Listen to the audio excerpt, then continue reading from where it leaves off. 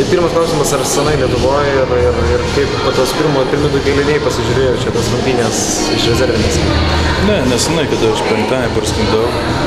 Komandos labai gerai atrodo. Ir jauna komanda, ir daug perspektyvių žaidėjų, ir mūsų antra komanda atrodo gerai, ir tokių daug naujų veidų, kurie gali padėti mūsų pagrindinį rinkinį. Tai tikrai žaidimas malonus sakė.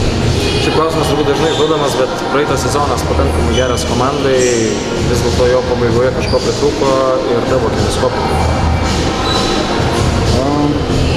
Buvo tikrai geras komandos sezonas, gal mes nebuvom net pasiruošę tokiam geram sezonui ir nėra taip lengva, kaip sakoma, per 3 dienas pavirs gerą komandą.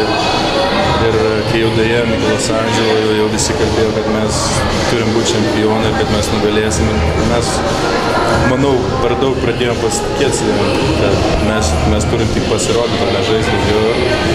Pažaidėm prieš gerą komandą Los Andželas ir tas gavosi.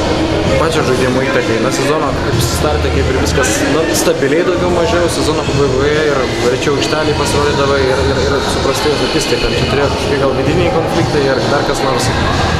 Ne, nu ką darysi, kaip buvo, aišku. Ir aš norėjau jausti geresnį sezoną, bet nebuvo jis toks blogas.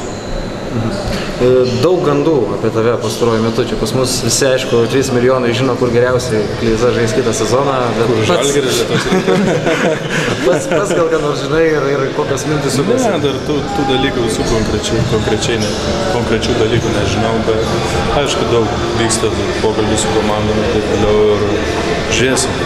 Gal gali bent komandos pasakyti, kokios domisi tavim? Dabar dar nenorėčiau apie tai kalbėti.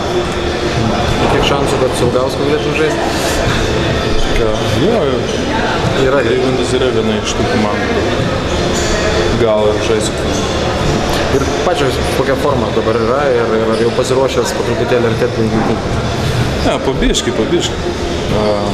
Ten sportavau po sezono ir dabar į biškį grįžau ir Cepelinų užvalgiau. Ne, bet forma normaliai laiko pakankamai daug yra. Nėra viskas, kad būtų paruošta ir sustumta kaip praeitais metais, nes laiko nebuvo. Šiais metais daugiau laiko. Manau, kad dar geriau pasiruošim.